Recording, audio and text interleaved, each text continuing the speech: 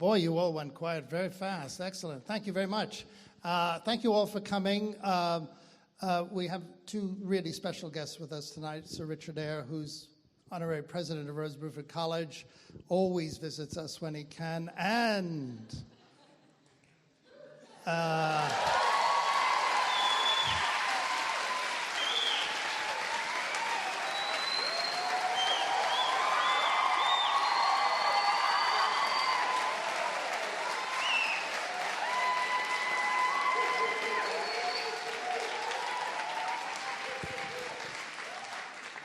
enough said. So we have a director and we have an actor. I've directed.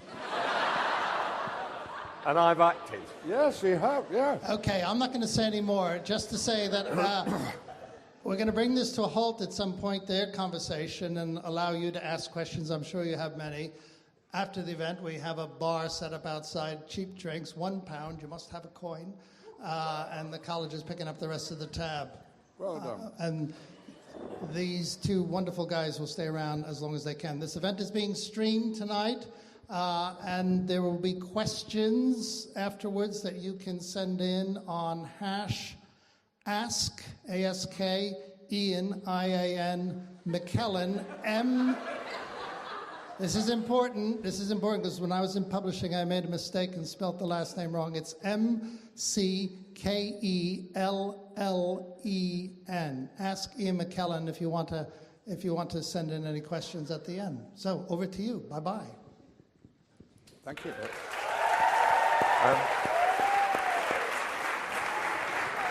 Well, we're going to try. We're going to demonstrate how difficult it is to do theatre in the round. So,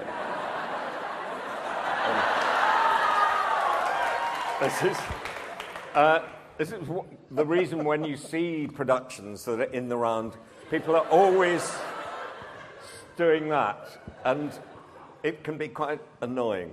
Oh. So, and you get giddy. Now, Ian said to me, actually characteristically, just before we started, he said, "Do you think they'll know who I am?" No,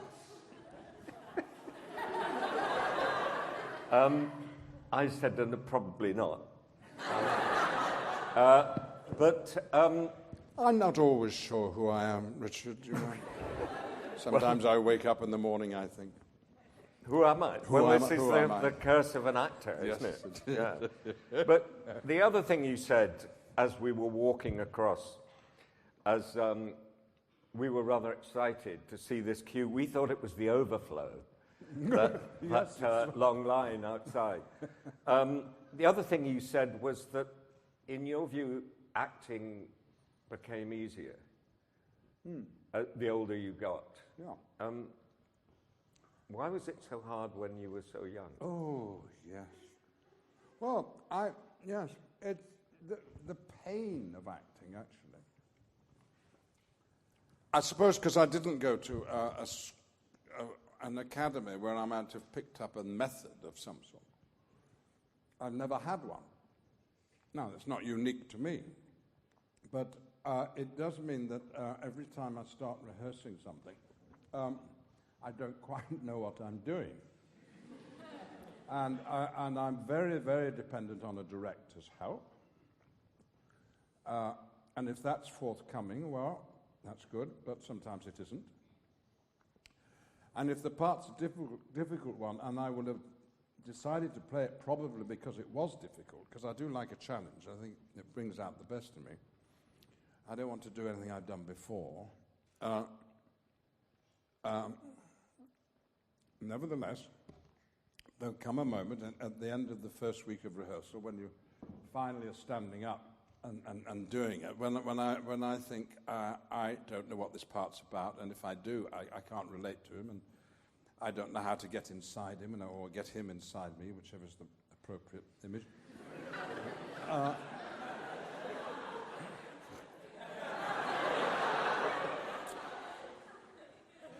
I did a rather quizzical look with my lips there, which you must.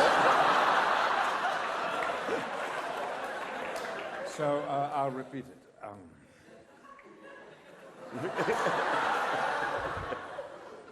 And then Paine comes in. And before you ran the National Theatre, it was run by Peter Hall, who had gone off, as was his wont, to direct opera somewhere else in the world. And I was doing a play based on Chekhov's first play about Platonov, which I do recommend to you. It's a wonderful, long play, which can be delved into and has been very successfully by a variety of writers, and ours was Michael Frayn, who turned it into a wonderful comedy, Wild Honey.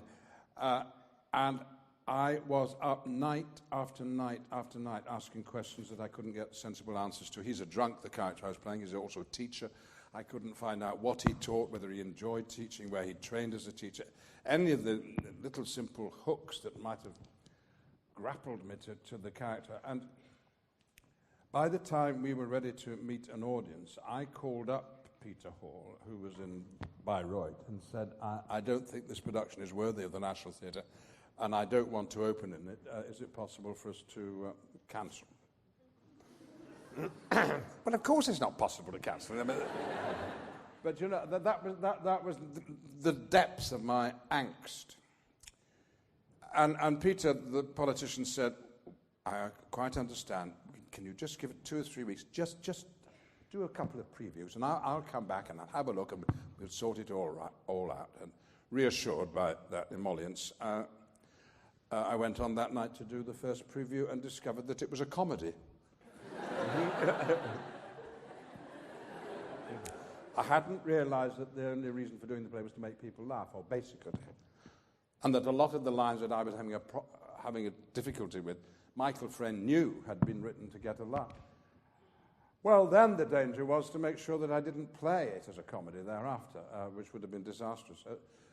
It ran for 18 months at the National Theatre, ingloriously went to Broadway, where we lasted a very short length of time, but that sort of difficulty, I feel over and over again. You always do that. I know. You always, I mean, the last time we worked together was we did a film for television with, this was uniting Gandalf and Hannibal Lecter in the dresser. And well, not reuniting them, but introducing them. They'd never worked together before. No. So Tony Hopkins and Ian were in this film together. Now, Ian was sort of fine during rehearsal. We had 2 weeks rehearsal, which there was a huge amount of anecdotage because we're all in our 70s and have been working in theatres for 50-odd years. And so a lot of the rehearsals were spent in telling very, very funny stories about working the theatre 50 years ago. We came to the first day we were shooting.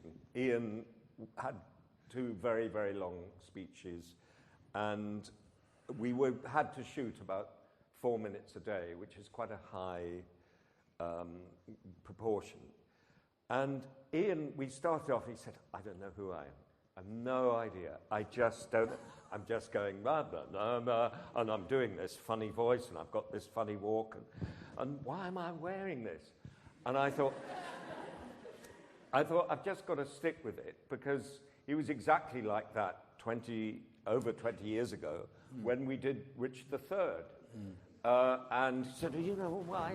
I've got this cripple, and I don't know if I can move, and what does this speech mean? What does it mean? And who am I? And Ian said just said he doesn't have a method. He does have a method, and his method is an empirical one, which is to be relentlessly self-critical and to examine himself and examine the text and examine the meaning of everything, including all the other performances, the whole universe that he finds himself in. Oh, yes, that's right. But I don't know if you're... No. That is right. Yes, I recognise that. But of course, if you're not getting there, I think you're not getting there, where's the ladder? Where's the strut that's supporting you? But so you cling to each other, don't you? That's why we call each other darling in the theatre, you know. We need each other, and if we don't have each other, darling, love, sweetie, it's, you know, we have to be not in love with each other, but we have to love each other, hold on to each other, cling together. Because people are probably going through different sorts of journeys, settled when they were at drama school or never settled in the case of those of us who didn't.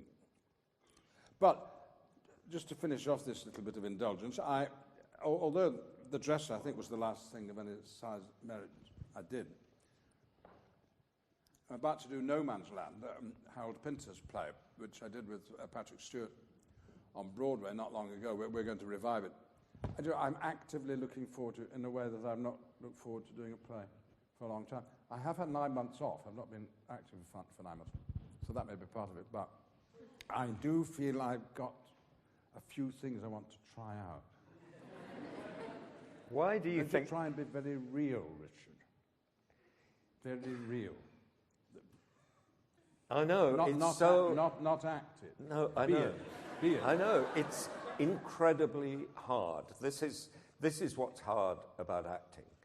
Because you look around you, life is extraordinarily difficult to reproduce. And people are very, very eccentric and physically eccentric. And, you know, you just watch someone walking along the street. And so often you think, somebody does think something. I mean, let's take Donald Trump, for instance. You wouldn't dare put Donald Trump in a fiction. Nobody would believe Donald Trump in a fiction. They wouldn't. So it's just... observing is one thing, and playing it and being truthful, because it's all relative, isn't it? Yeah. But do you not notice a lot of acting going on? Now, if you're going to the ballet and there's a lot of dancing going on, well, that's fine. But when you're doing a play that was written in the last 100 years and is written in a naturalistic mode, then what you want to look at isn't it people, not someone pretending to be a person. Right. If you do pantomime or something exaggerated like that, well then half the fun is, yes, you can see the performer and you can see the performance, and they're not quite the same thing. But when you go and see Pinter, don't you want to see those characters who you might never get to meet in real life? There they are, talking to you for an hour, 2 hours. So has that been a process of discovery to arrive? Is that a sort of minimalism you've arrived at? Yes. Because when I first saw you on stage... Big. It was big. Large. No, bravura. Bravura, but it was thrilling. It was thrilling. What you had a kind of bravura, kind of energy that was so alluring and magnetic.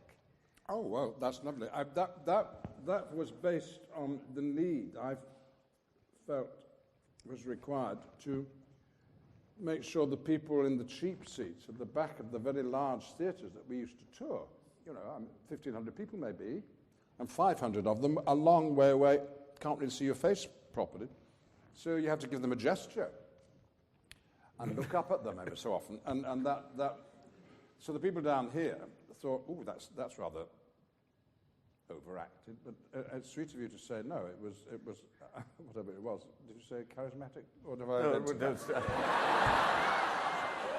No, but you had. I could have said that.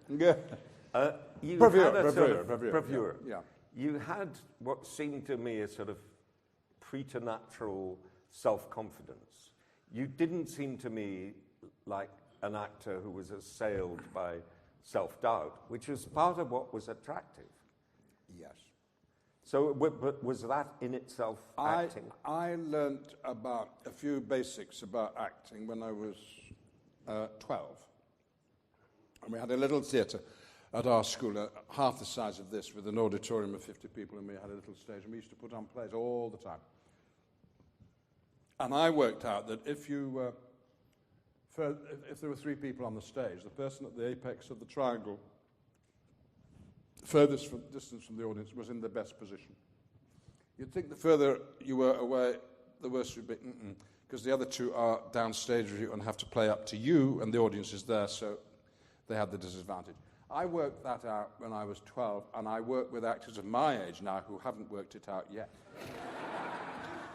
And they're a pain to work with, because, I mean, you feel, do I have to start explaining to them what upstaging is? Now, in this, it's impossible to upstage in the round, but... I learned to feel comfortable, is what I'm saying. Yes, but actually you touch on something which I think completely separates good actors from bad. Good actors know how to occupy a space, and they always stand in the right relationship to the other actors. And the bad ones, wherever you tell them to go, it always feels like they're in the wrong place. They're just a lump. And it's very hard when you're... I find when directing that I direct in this sort of formal sense less and less. I do less and less of you move there, you move there, you move there. Good. I just let the actors move, and then I say, it just doesn't make sense when you go, well, why don't you try that? Yeah. If you work with a group of good actors, they always form themselves into the most beautiful tableaus. As human beings do in real life. Exactly. I mean, nobody blocks us in real life. I mean, you're blocked because you're all sitting down. But if there's a group of people, you block yourself. I mean, you all made a nice queue down there. Nobody told you it was three abreast, 2 abreast, 4 abreast. You just made those decisions, and you look like a queue. Well, no, you suddenly get that same group of people on stage or on a film set, and they'll be all over the place. Where's the camera going to be, you know? But it's also true of good actors that they know, they don't necessarily say, you know, what lens have you got, what size is the shot, but they have a sense of how to occupy a space. Yes. So that if there's a 2-shot, I mean, it's very interesting seeing you and Tony together and adjusting so that one point in the 2-shot you favour him and then he favours you, and there's a beautiful sort of geometry. Little dance going on. And there's something to, I think, that connected with timing the whole use of the body. There's a very famous literary agent called Peggy Ramsey, who was the agent for, well, all the young writers of the 60s. And she used to say about comedy performances, look at the feet, dear, and they'll tell you whether they're funny. And it's true, because if you look at the feet, it's like a dancer's feet. They're kind of in the right place and in the right rhythm. Very good. And the ones who aren't funny, somehow their feet are in a different rhythm to their body. So before you ask me, and maybe Richard, whether I prefer theatre or film, and I try and give some smart answer, I just observed to you that in a film, you never see the feet. There's no... You can discuss for hours what shoes you're going to wear in a movie. There's no point. No point. You have a look. Next time you see a movie, I bet you don't see the feet. In the theatre, in a conventional theatre, if you're on the front row, what's the first thing you see when somebody comes on? Feet. I don't know about you. I look at the feet, then up to the crotch, and then to the face. You have to get those 3 things right, and you may be on your way. But in the theatre, the silhouette, the entirety of the body, which I'm getting here in real life, we're very aware of the whole body and how someone's sitting and slumped. In a film, you may only see this bit. You can't tell what's going on. You can't tell whether the fingers are twitching. But in the theatre, everything's on display, and that's what I love. And that's often my way into a character, that I happen to be sitting in a particular way. And you've done it to me once or twice. I can't remember specifics, but you've come up to me after a scene and said, when you decided to not light the cigarette or whatever it was, absolutely right. And there's nothing more helpful than to be given that sort of note, that the observer has seen something that was absolutely in accord with the script. And once you've got that little thing, it might be a big thing, but once you've got that, you can, with your actor's imagination, spread it through the rest of your body. And I discovered, I knew all about DNA before anyone had discovered it. If you walk right, you'll probably talk right. And you'll probably think right and feel right. It's all connected. But these connections are not available. Is the reverse true? That if you talk right and think right, that you'll walk right? Well, I would probably start with the body rather than the insides. When we did Richard III, and I don't know if you've seen the film of Richard III, which was based on a theatre production that we did together, Ian and I started to talk about it long before we started rehearsing.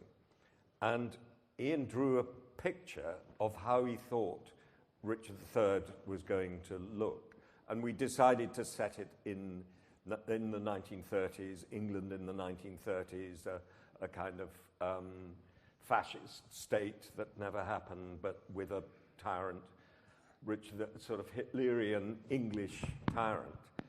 And I had recently directed a film about the Falklands War, about a man who had been, a soldier who had been shot through the head and became paralyzed down one half of his body, and he was very, very vain, and when you weren't looking, he'd move his arm, the whole of this body, and he would get up, and he had educated himself and his body brilliantly. And I was telling, because we were discussing what Richard's disabilities were, and I told Ian this story, and I could see Ian lighting up the thought that he could do a performance with just use one hand, and the guy could have been a soldier, and a successful soldier, which Richard III is, and done it all with just one arm and one half of his body. And Ian drew this picture, and I still have this picture, of a guy with a very slight deformation here, but this arm by his side and the other arm here, and with a military hat on and a military tunic. And that's where Ian started from. Once he had grasped the idea that this was going to be a man who couldn't use half of his body, then everything grew from that and grew into the most miraculously skillful and truthful performance. And although that may sound like just praising me, in fact, Richard just revealed to you what a wonderful director he is. Because you knew what was required, the sort of thing that I would respond to. And it was clearly something that you cared about. Of course, you weren't pretending in any sense, but that's what I constantly find with you and other good directors, that Richard can hold a good party, and I think that's almost the definition of a director. You've got to get the cast list right, you've got to get the invitation list right, you've got to make sure everyone's going to get on together. Can't be any troublemakers there. And when they've all been invited, you've got to make sure you know what each of them drinks, what their taste is, what their background is, who they've left at home. And then you have to constantly be going around checking that everyone's all right and treating everyone a little bit differently or appropriately. That's what you do. You treat people appropriately. Whereas some directors think, probably out of fear, I must lay down the rules. I must tell them what is what. Here is what I am going to do.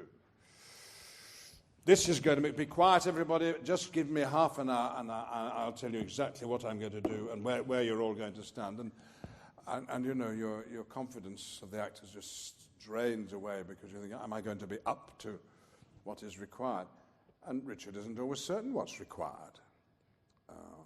So there's an invention, and there's a playfulness, and there's a experimentation, and all those wonderful positive lively goings on. But do you remember the scene where Richard is courting Lady Anne, the widow of the man he's just killed? And he successfully does it. But he does it by showing his bare chest. He refers to it in the text. So it's quite clear that Shakespeare intends Richard to show his skin. Half undress. Well, now that involved for me a greatcoat, did I not have on? A cap, gloves, a jacket, a Sam Brown, rather difficult thing to undo and do up. And all these had been removed during the course of the scene. And when Lady Anne left, we decided that Richard should, during the soliloquy that followed to the audience, should start to get dressed again. Well, we were hampered because I could only use one hand. That was the rule we'd given ourselves. It was my right hand. Oh, I think I had a sword as well, didn't I? Anyway, I had an awful lot. And I don't suppose anyone in the audience listened to a word I was saying as they admired this bravura acting that was going on. Anyway, the last thing that I did when I'd done all this and put the cap on was I got to get the glove on. And how do you get a glove on when you don't have a hand? Well, I think I used to tug it on. And one day I picked it up and just did that. And I could not believe, but the glove just fell down. And thereafter, I think perhaps any glove will work like that. It's a leather glove. I mean, have a go. It's a great trick. And so at the end of that, the audience were very happy. You've forgotten the final gesture. And then you put your hand in your pocket, took out a cigarette case. Oh, did I? Opened the cigarette case, put a cigarette in your mouth, put the cigarette case back, and lit the cigarette. And this was the speech, "Was ever woman in this manner wooed?" And it was bravura. In this humour wooed. What? In this humour. In this humour, sorry. Humour. Sorry. But let me finish. No, I was just going to say, the bravura of it was actually perfectly in tune with the characterization. Yeah. Because it was Richard saying, "You think that I'm disabled, just watch this." Yeah. And the point being that he's a great warrior, and it can be a puzzle, you know, if people are going around on crutches and absolutely disabled. You think, how on earth do they manage on a battlefield? But so that was our motive. We felt, no, this guy had conquered his disability. Anyway, so when we did all this, I'd forgotten about the cigarette. And I think I saluted, and I came to the end of the line, and as I walked off, there was a very gratifying scatter of applause. Now, we come to do it in Tokyo, at a theatre which is devoted to Shakespeare, where they only do Shakespeare all the year round, in all the languages of the world. We don't have such a place in the home of Shakespeare. There we are. So we were... The trouble with the situation is that I couldn't see the audience. The seats were rather taller than the people sitting in them. And they were very, very quiet and very, very polite, as Japanese people can so wonderfully be, respectful. But when I'd done all my nothing, absolute silence. Oh, well, that's the way things are in Japan. Until the next day, I went to a matinee of the Kabuki Theatre. Now, the Kabuki Theatre is like pantomime multiplied by 10. People go for a whole day. They take sandwiches and chicken legs, sake, and they talk all the time, and they shout and they shriek, and when their favourite actor comes on, Ian McKellen! And they get terribly excited. And when the actor goes off and has done his equivalent of my bravura. He before he goes, he looks into the audience at his fans and he goes, and there goes. And that seems to be the signal for everyone to say, God bless your house forever, or whatever it is they're shouting. So, next night, after I got the glove on, I got the cigarette going, I lit it, and I went, and I promise you, the entire audience burst into applause. Did you not know that? No. So just remember that if you ever... Strangely, I missed that. You've talked a lot about physical behavior, but your accuracy, your fastidiousness about what you say is extraordinary.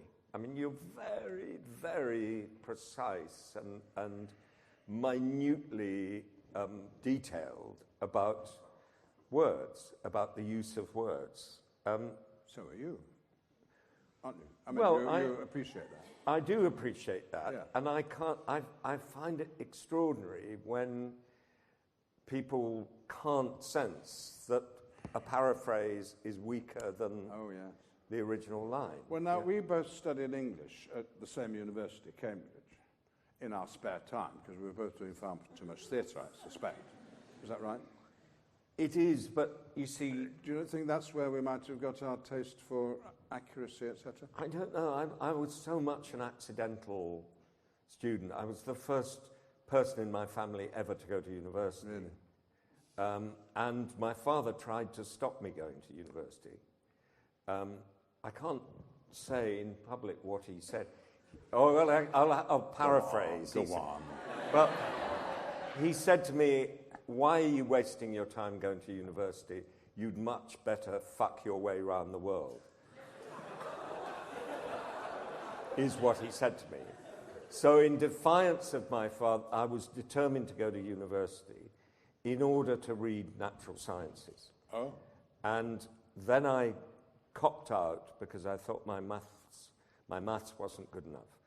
And it so happened that the college I'd applied to had just taken on an English tutor called Kingsley Amis, the novelist. And so they hadn't got any students. So they said to me, would you like to read English? Good Lord. So that's how I became reading English literature and I did act a lot, rather badly, as I later realized.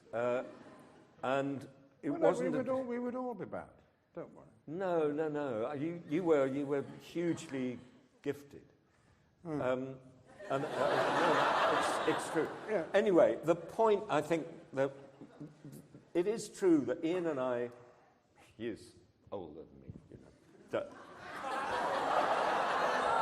So, but until this point, you wouldn't have guessed, would you?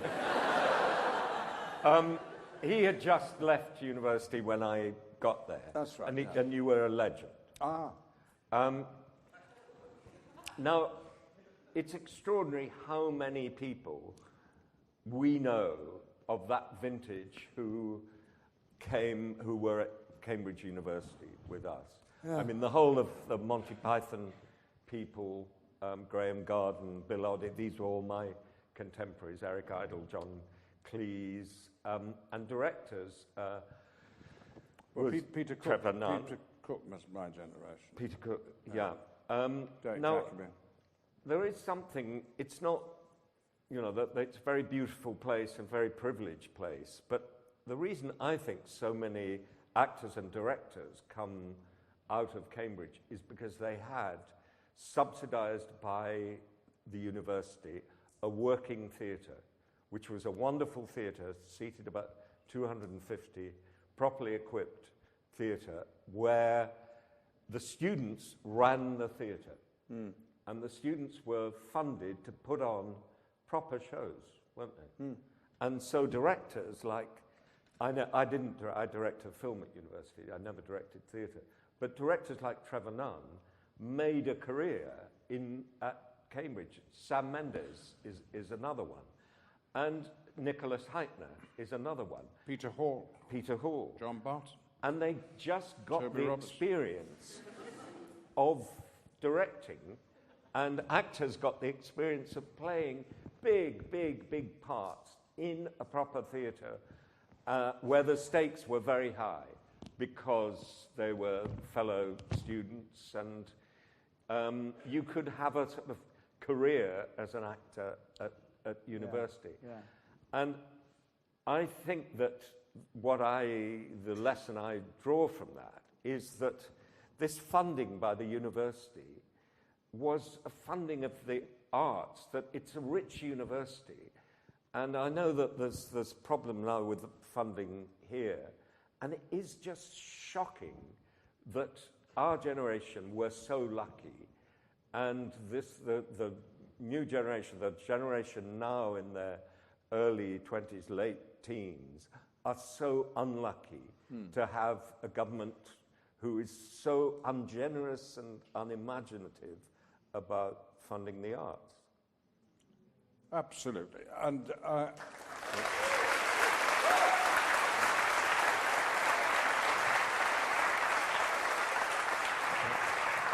but you feel very strongly about sure, this. but of course I do, and very short-sighted. And of course it goes beyond the point of education, because at the outset of a career, when we were starting out, you had to join the Actors Union, British Actors Equity. And if you're not already a student member, I would urge you to be, because the benefits are enormous. And for my generation, indispensable. In that you could not join Equity until you had done 44 years, 44 weeks, not continuous necessarily, but 44 weeks of work outside London, not on television, not in film. In other words, the only place you could work as a tyro actor would be outside London. And there, waiting for you, were all these regional theatres in every city and medium-sized town, funded by local authority, funded by central government through the Arts Council. That's the funding that's dribbled away. And, of course, it was in those 44 weeks that people like Derek Jacobi and Albert Finney and Judi Dench and many others discovered what they were good at and what they were not so good at, and watched other actors at close quarters and learned the whole business of what it was to be a professional. They weren't suddenly dubbed with stardom in a TV series or a lucky movie.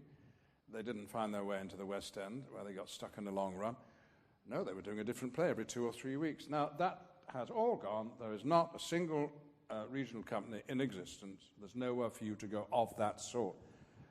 And yet, when I drone on about this to people of your generation, eventually someone says, Ian, will you just shut up? You're talking about a world that's gone. Well, we can have regrets, can't we, about how wonderful it used to be in the old days? So what is positive about the current situation? I'm just trying to think. And one thing that is, I wonder if you think it's stretching it too far, is that because much more than we were, our young people are thrown back onto themselves. There are no nets, there are no supports, there are no welcoming arms. You're on your own, with like-minded friends maybe. It could be that releases an energy and an individuality and a contribution maybe to drama as a whole that mightn't have emerged otherwise. Is that over-optimistic? No, I think there's a huge amount of new writing in the theatre, because writers realise that it's hard to get into television, but when you do get into television, on the whole, it's not your voice that's being heard. So writers more and more love writing for the theatre. There's a huge profusion and expansion of young writers writing for the theatre, and there's a terrific movement to increase the gender balance in writing, and in direction, and also people are enfranchised by the fact that you can shoot a film with a mobile phone. Isn't that brilliant? I mean, you can make a film this evening. It's incredible. And you don't have to go and be taught how to act in movies. You can teach yourself. Oh, I won't do that again. Oh, I see. Oh. Yeah. No, it's wonderful, that. Absolutely wonderful. So I assume you're all making films all the time, are you? Because if you're not, think about it. I mean, see how difficult it is to write a scene.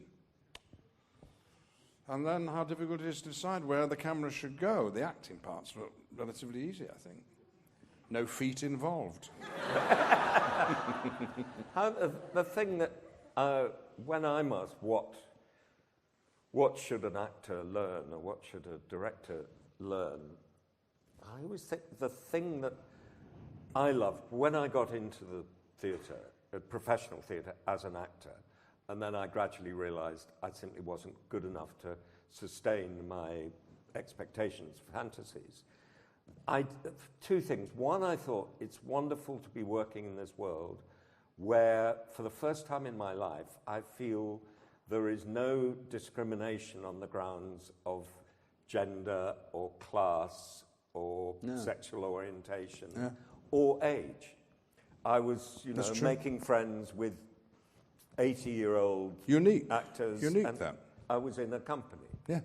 And that I found wonderful. But the other thing I found wonderful is that I developed taste. And this is the thing that I don't know is taught enough. I mean, you can't teach someone taste, but you can say, look, what are the criteria of good acting? Why do you think this actor is good and this actor is not good? Or, I mean, I'm doing a review program for the radio on Saturday. So I went to see a movie yesterday as part of my job called The Nice Guys. Now, if there's anything I can do to prevent people seeing this film, I will. Stars two very good actors walking through it and collecting the check, Russell Crowe and Ryan Gosling. It's just appalling. And it's appalling, and you look at it and you think, why aren't they bothering?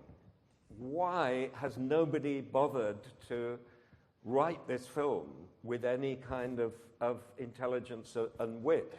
And I think developing a critical mind, developing a way of looking at theatre and a way of looking at cinema, a way of vocabulary of discussing performances, I think that's really important. Well, now, look, I mean, you're talking about as a critic now, because temporarily you are being a critic on radio. But also you are a director and a producer who spend a lot of time casting people, observing people, making decisions before the event, and then conducting it, as it were. So taste is hugely important in making those decisions of who's going to do what and how they're going to do it. I think an actor could be very, very successful and have appalling taste. An unawareness of other people's qualities, let's say. They could be that selfish. But do you not think it would show in the performances? It probably would. I mean, let's take an actor who you knew and you worked with, Laurence Olivier. Now, who knows who Laurence Olivier was? I have to give a quick rundown. Do you all know who Laurence Olivier is? Well, look him up, anyway. But he was somebody whose acting I was very sceptical of. You were? Yes. I saw him twice be really wonderful, but in both parts they played to what I thought of as his weaknesses, which is desire to show off, so that he was always going, oh, look at me, I am being remarkable. And it's a very good imitation, but most people of our generation can do an imitation because we've been up close to him. But I remember the shock in 1963 was the National Open, 64? 63. 63.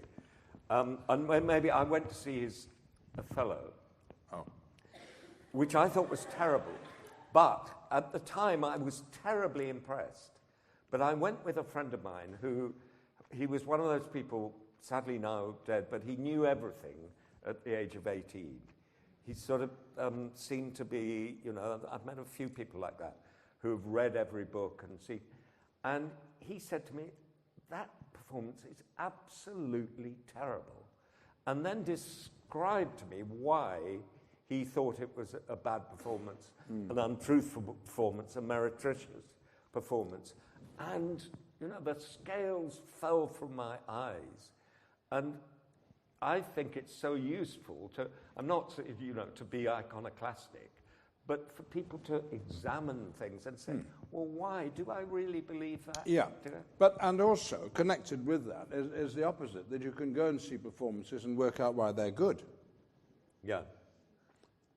Now, if you decide they're good, your taste has been exercised, then as a practitioner, you want to say, how the fuck do you do that? Yeah.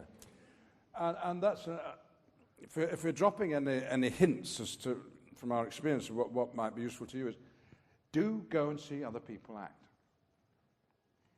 I mean, preferably every single day of your life. And you can do that, fortunately, because you can watch television. Plenty of acting on television. And not always by actors, Politicians, have a look at that. I've some news for you. All the world's a stage, and all the men and women. So, and if you watch with a mate, really watch. And this day and age, you can play the performance back if it's on TV and see, were we right? Oh my God, do you see what he did then? That's why it worked, or why it didn't work, or why it shouldn't have worked, or why it worked in the wrong way. So don't just depend on criticizing yourself.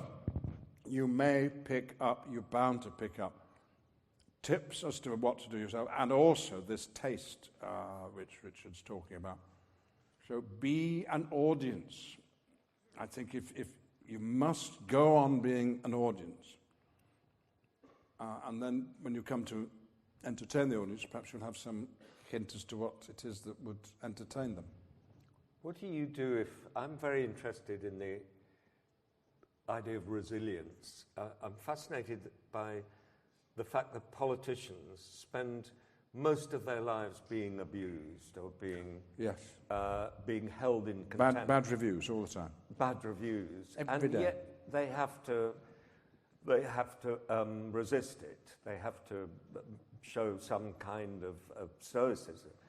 How do you develop that? I remember Judi Dench, who is a great friend of ours, a young woman coming up to her and say, I very much want to be an actress. What do I most need? And Judy said, you need to be prepared to accept failure. But how do you deal with that?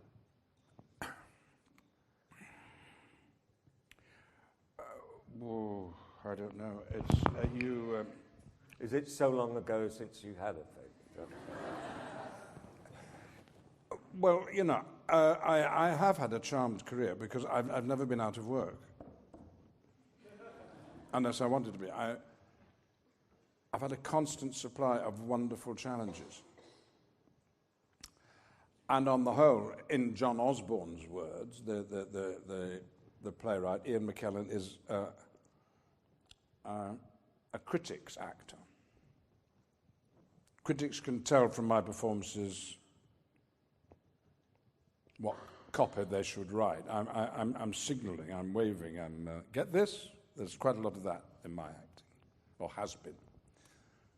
But that aside, but there are politicians who collect the cartoons of them, which show them to be idiots, pernicious, horrible people, and they collect them for their walls. They're trophies, you see. They like the attention. No such thing as what's the word? As bad news? Review? No. Bad publicity? Bad publicity, yeah, no such thing as bad publicity. They like being talked about, even if as long as their families are nice to them and their immediate colleagues, maybe they don't mind if the rest of the world hates them. But, there is no point in being an actor unless the audience not loves, not likes even, but gives you the time of day. You're doing it. We're doing it for the audience. And if you go through all the pain and the heartache and the trouble and the hard work and the sleepless nights, and you give the performance and they reject it by their indifference, represented by a bad review or two, well, my God, then you need your friends, and then you need to be able to say, love, darling, sweetie, and cling together, because it's dreadful. Mm. So are you saying that... And the reverse, of course, is glorious if it's all working out. Yes. Are you saying that you need approbation? I mean, you do. Well, I do. Obviously, you do. And I need it from my parents, who are both long dead. But that's what I'm acting for them. Did you get it? Well, my mother died long before I became an actor. My father died shortly after I became an actor. So there weren't any bad times when they were just there holding on, you know. So that didn't apply to me. But is it too simplistic to say that an actor is looking for love? I mean, you are looking for approbation. Yes. I remember being on stage with you, the end of performance, and I went on stage. We were in Bucharest, and the audience went absolutely crazy. I came on stage, made a speech, and then the audience went on, and you said to me, "Bow, you bow." And then it sort of clicked that this business of the approbation, of earning the approbation of an audience. I mean, in my case, where I wouldn't say had a loveless childhood, but harsh in the sort of not getting a lot of love. And so for me, I always think, and I remember sitting by my father when we were working together. My father died, and I said to you, I must go and see him before he is taken out of the house. And I sat by his dead body, and I thought, all this stuff I've been doing, and I was running the National Theatre then, is in order to impress you, and I never succeeded in doing it. So, but my theory breaks down because I don't think you were unloved, and Judy is definitely had the most idyllic childhood. Well, then she wants to go on having an idyllic childhood. An idyllic childhood, yeah. Yeah. Well, I mean, the play, wonderful word, isn't it? Playing like a kid does, and playing like grown-up adults do as actors. Play. And if you lose contact with that easy ability that all children seem to have to play, to imagine, to pretend, to be something other than they're not, and to relish that and feel as they are playing that this is life. If you lose that, then you're probably not going to be a very good actor. So that, so maybe with that childlike virtue, you're stuck with some less attractive childish qualities of be nice to me. But we've all seen performers who want to be loved, and you want to vomit. What I want is for the whole enterprise to be loved, for the play to be loved and appreciated and understood, and the fact that we're all gathered together, strangers and friends, brought together for 2 hours, in the hope that our minds are going to be shifted a tiny little bit, and we're going to leave different people, and no longer strangers, but we have that shared experience, which is a wonderful word for that theatre company. So that's where I want the love to be centred. It's not on me. And actors get far too much attention. But do you think... You see, I don't think it's very good for us. I don't think that's good for us. But no.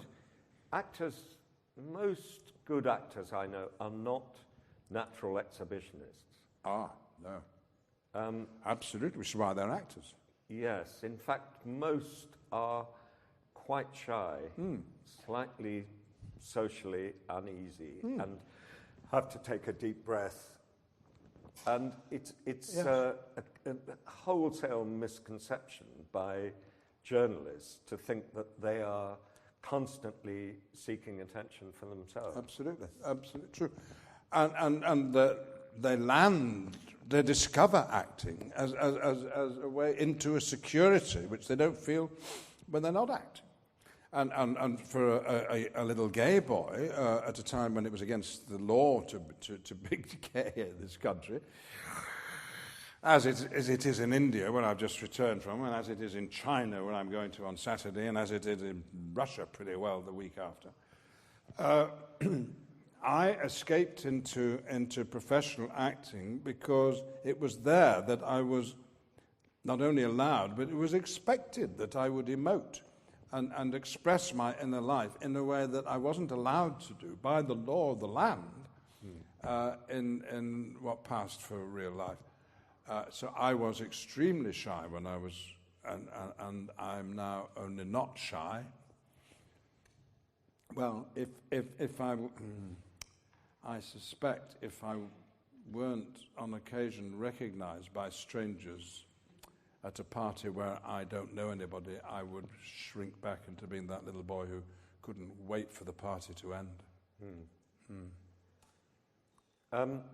Talking of which, I think this party should open itself up to questions, to a few cues from the audience, and we'll try to give A's. You've got a microphone upstairs as well. Here we are. Over there. Have you been playing upstairs, Richard? I haven't. No. Well, there they are. This is a note that one always gives actors after the first performance. Say, could you just remember that there's half the audience is up there and you never look at them? And what I do if I'm with the company, whether I'm producing it or just in it, I say, come on, who's coming up when we arrive in a new town? Let's go to the back of the gallery. And then the director doesn't need to give that note because it's only patently obviously when you're up there and you're looking down at a postage stamp that there are responsibilities. So who's got a question? Yes, there. You can just project. Hello.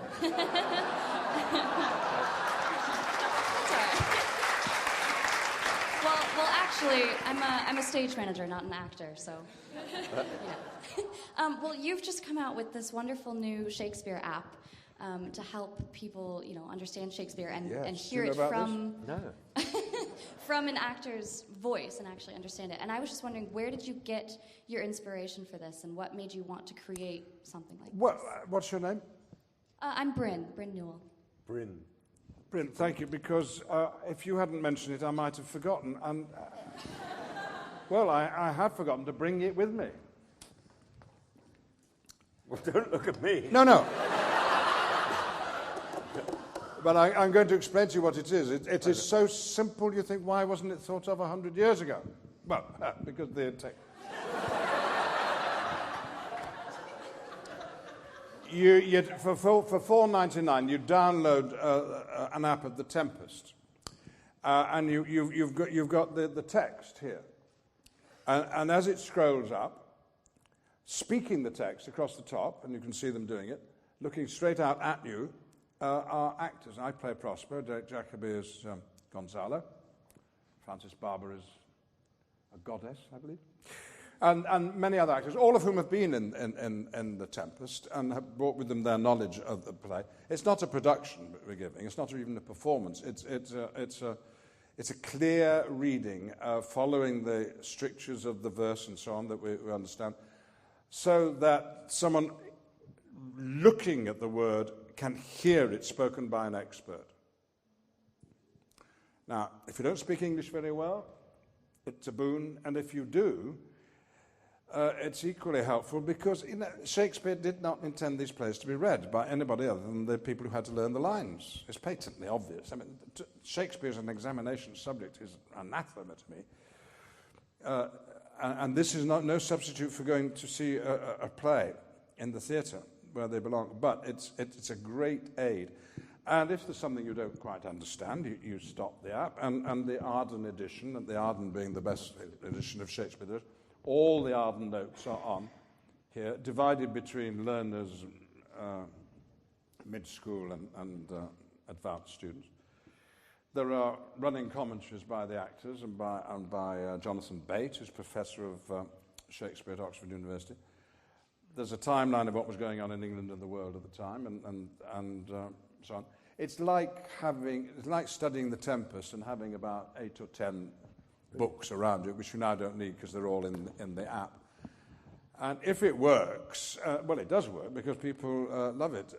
But if it sells, most of the point, then we'll do more. And I think. So is it now just The Tempest? Just The Tempest. Yeah. And whose idea was it? Well, I think it was. No, I don't think it was. I don't really know. I was so immediately enthusiastic about it that I probably had nothing to do with it other than to be asked, did I want to be involved? Richard Longcrane, who I always used to call Richard II, because he was the man who directed our Richard III, which this Richard had done originally. And didn't have time to do the film because he was running the National Theatre. Longcrane was not a Shakespeare aficionado, partly because he was dyslexic. Isn't that ridiculous? This dyslexia should keep you from Shakespeare? Incredible. You're an audience, audio, something to do with reading. Anyway, poor old Richard has not had Shakespeare in his life because he's been to see a few productions and not enjoyed them and put off it at school. And he's got an inventive mind, and I think he came up, said, could we not make an app which would make it easier for people to read Shakespeare? And then we discussed it and came up with this. Richard invented those desk games that, the bouncing balls that have on strings that echo. You drop this one and this one comes up. Yeah. Actually, he didn't invent it. It was Isaac Newton. Wow. But he did. He marketed it. He did, exactly. Very brilliant. And financed his films through it. Let's have another question. Up there, yeah. Yes.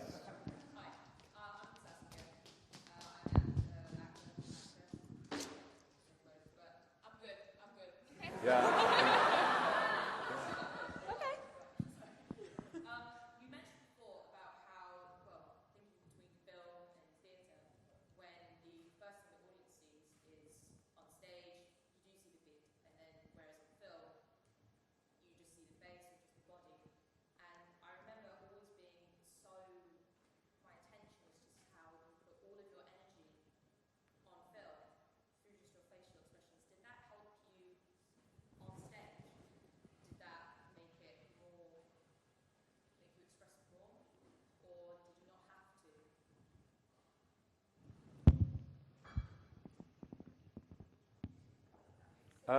No, it does.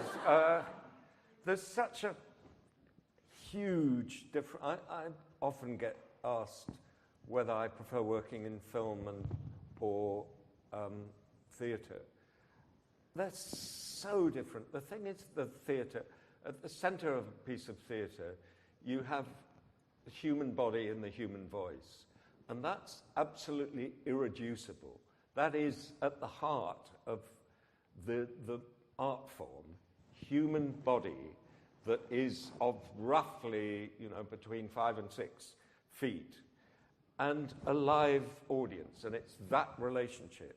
And so it always has a humane property. Yes. You can't make abstract theatre. No. It just doesn't make sense. There is always a human being and the humanity and the vulnerability at the centre. And the other thing is that the audience, except in a theatre like this, have a fixed point of view. You see two people from the same angle. In a film, you're constantly changing the size. You have a screen 20 feet high. You have a face that is 20 feet high. Then you have a body that is, a little matchstick.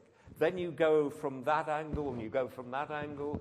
The sound sometimes plays, quite often you're not watching the speaker in film. You can edit, you can change the tempo, you can move time, you can make time pass slowly, you can make time pass fast, you can use music expressively. But theatre is much more imaginative because it conscripts the imagination of the audience. And you can say, I can change a hat. I can say, I am, Julius Caesar. I put on a different hat, now I'm Mark Antony. And you can, if I'm a good actor, you accept it. You can say, I'm now in 50 BC. And now I'm in the year 2060. That's the theatre. And if you go with it, it's a magic carpet. Can I just say two things on that? All those attributes that you say are available to the filmmakers, of course, are in the hands of the director, aren't they? And who is the ever-present eyes through which we, the audience, view the action. And the camera becomes an extra character in the film.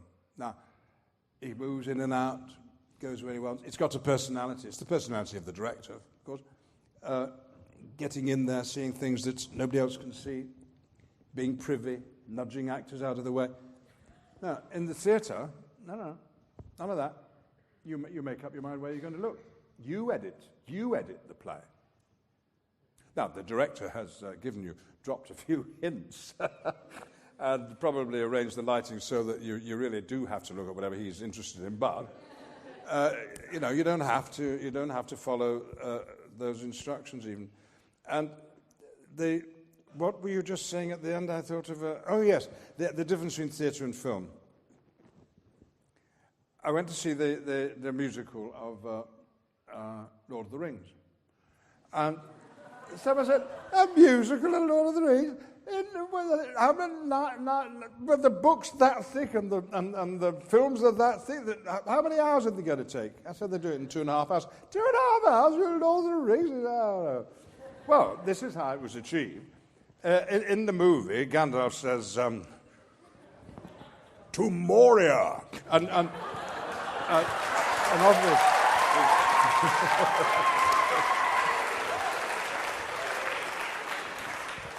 And off we go. There are 9 of us, and we're going slowly along, and we're adjusting our hats and our belts, and along we go.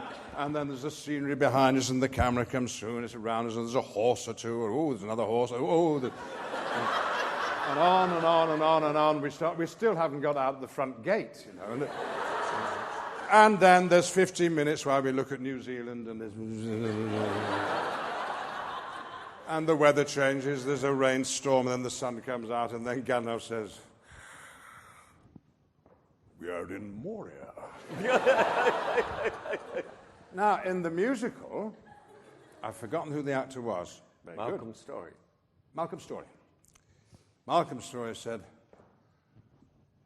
"To Moria."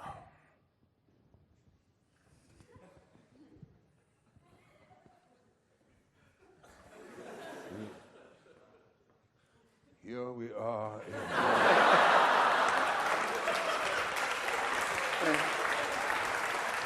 Well, 8 seconds, it's...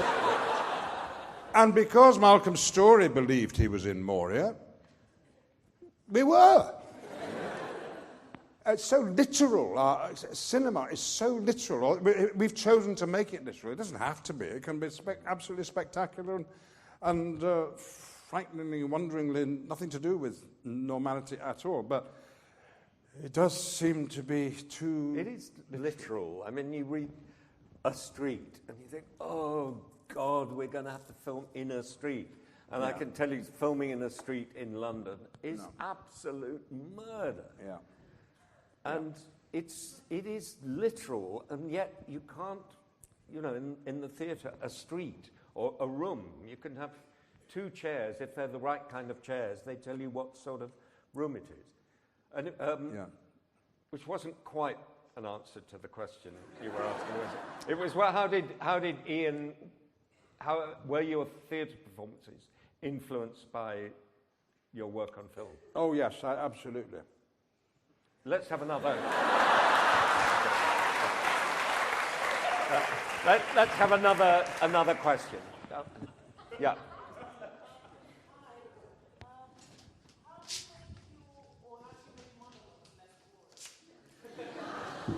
Well, very good question. Can you all? How do you make monologues less boring? Boring? Well, are you talking about the soliloquy? Are you talking about a monologue within a play, or having to do a monologue just on your own? Well, I haven't much experience about a monologue that wasn't in a play, but a soliloquy in a Shakespeare play is the most wonderful moment, if you're lucky enough to have one. When everybody else leaves the stage, you're on your own, and you've got them, the audience, and you can say to them, to be or not to be, that's the question. Give me an answer. Now's the winter of our discontent. Come on. We're all in this together. Oh, it's thrilling, absolutely thrilling. And engaging them and telling them, and of course, the secret to a soliloquy is that it has no secrets. It's the character telling the truth. Whatever he does in the rest of the play, when he's speaking, now I am alone. Says Hamlet, oh, what a rogue and peasant slave am I. Ooh, you're right inside. That's why Iago is the easiest part to play in the world, and I can't commend it strongly enough. Don't play Othello. Ooh.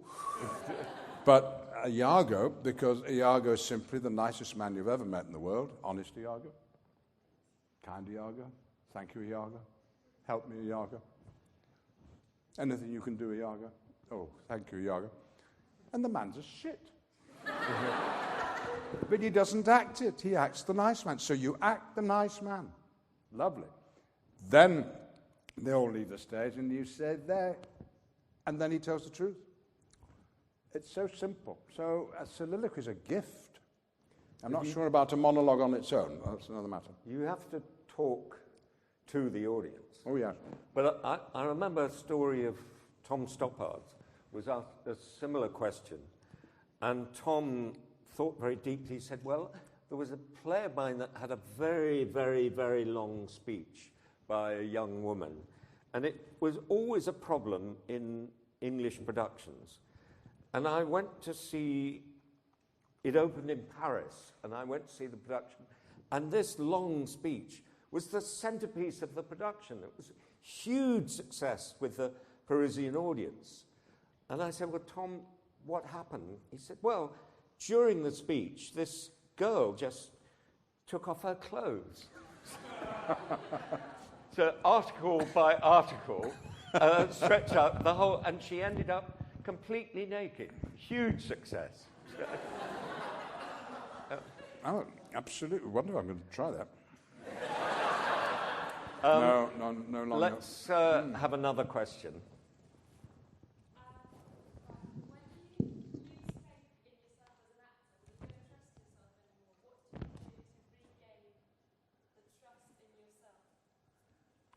What do you do to regain the trust in yourself when you lose confidence in yourself as an actor? Oh, well, I personally don't lose confidence.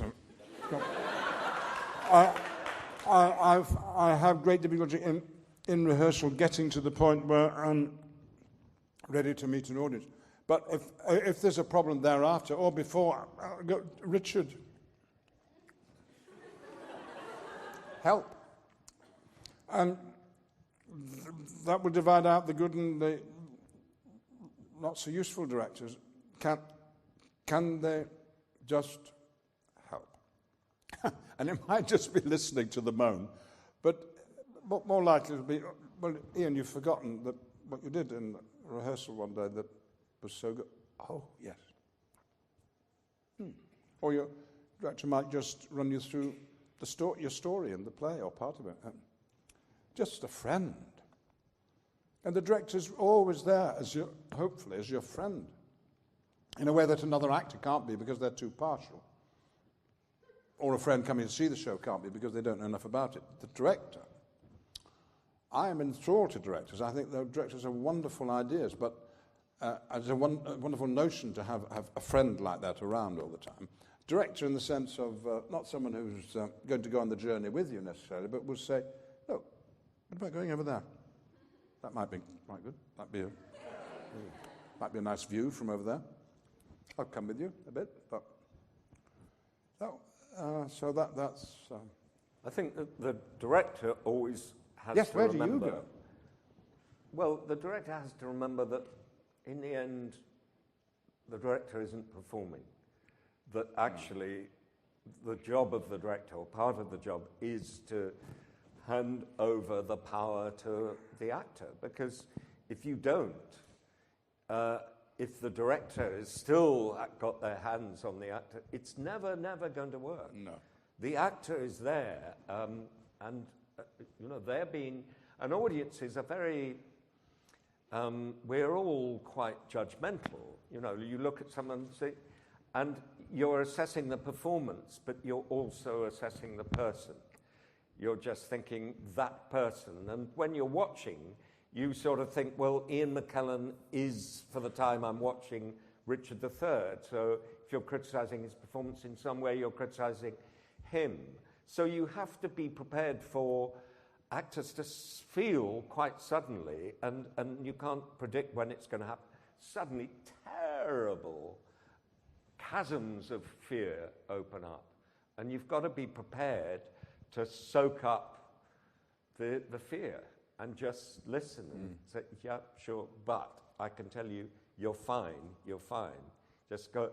And when it's combined with an actor who is having trouble remembering lines, it's a really perilous time. And there is a lot of hand-holding. And if you're not prepared to do that, then you shouldn't be a director. That's right. Let's take, I think, one more question, Michael, yeah? So I just don't know. I'm going to let Michael choose this next questioner. No, over there. There's, over there, behind you. So.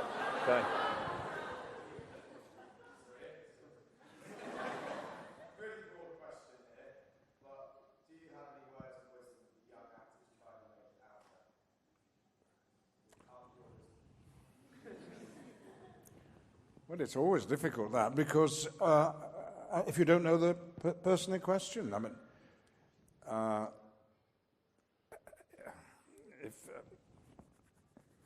if I'd seen a young actor act, I might be able to make some specific thing that would be of help about why don't you think about your gait a bit more and how you walk. I do think that's a wonderful thing for actors to think about. You know, everybody walks differently. Yeah, well, good for you. No. It's underestimated. Everybody walks differently. Everybody looks differently. This is my philosophy of life. Everybody is different. But we should all be treated the same. So as you're walking down the street, on the tube, anywhere, doesn't matter where you are, look out the window of the bus, there are people walking, and they're giving you acting lessons for free. And I tell you, if you can get the walk right, to go back to what we were saying before, you'll get the thought right. I mean, you can, by copying the way somebody walks, begin to understand their aches, their pains, their age maybe, their preoccupation, even the way they might talk and think. But you've got to keep your eyes open. Oh, yes. I find it shocking, even more so now that I'm of an age, how sometimes you get students who say, oh, I'm playing an old person, and they go. And you think, well, not even as good as that, yeah. It's just because it's a sort of lazy old. Oh, that means you're... Whereas, of course, we are two examples of two vain old men. And the last thing in the world we want to do is be seen creeping about like that. Yeah. It's like when you're playing drunk. Usually you have to play not drunk, because someone drunk doesn't want to be thought of as drunk, so it's constant trying not to be drunk. And it's the same with us, constant trying to be. Pretend we're just stretching, But look, can I just say something from my heart, which doesn't apply to Richard, but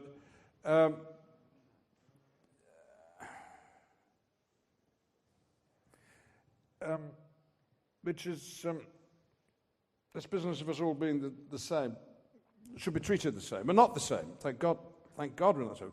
Variety, spice of life, everything else.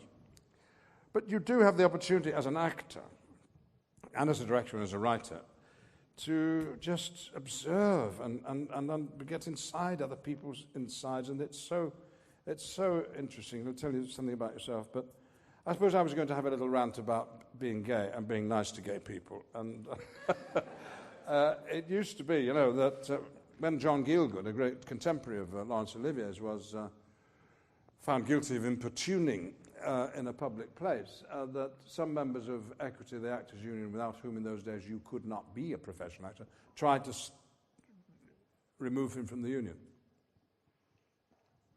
They didn't succeed. He was not, however, allowed to go to America for 10 years after that.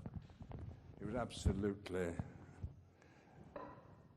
and died still unreconciled to the misery of the way society had treated him. He was this great star, this great elegant man who wouldn't, you'd have thought, been anything but a positive help, rejected by the law. Why am I saying all this? Well, because it's thought that in our business it would be probably better if you didn't talk about your sexuality, unless you're straight, of course, but in which case you can talk about it the whole time. Because somehow the audience won't accept you as an actor if they know you're gay. That's the prevailing view in Hollywood. And I've heard Rupert Everett and others say it in this country. And I just say, if you're gay or if you're different, will you just express your difference and be yourself, because without it you're not going to enjoy your life.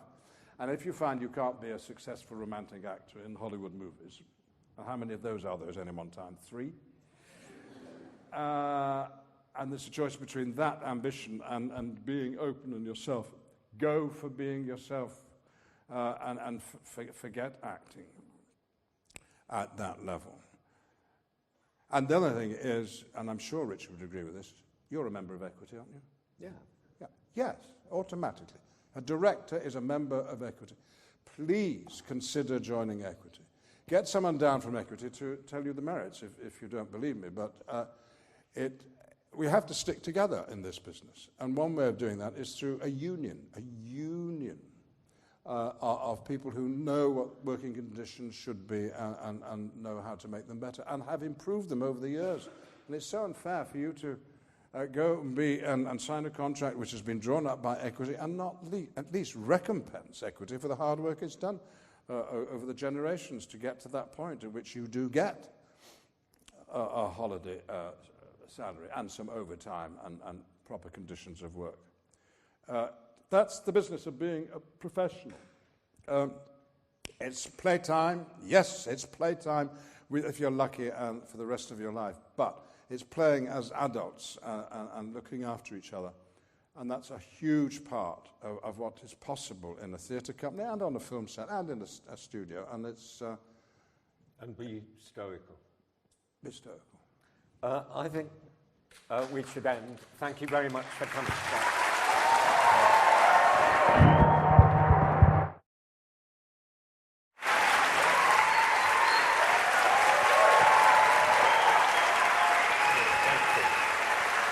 All right.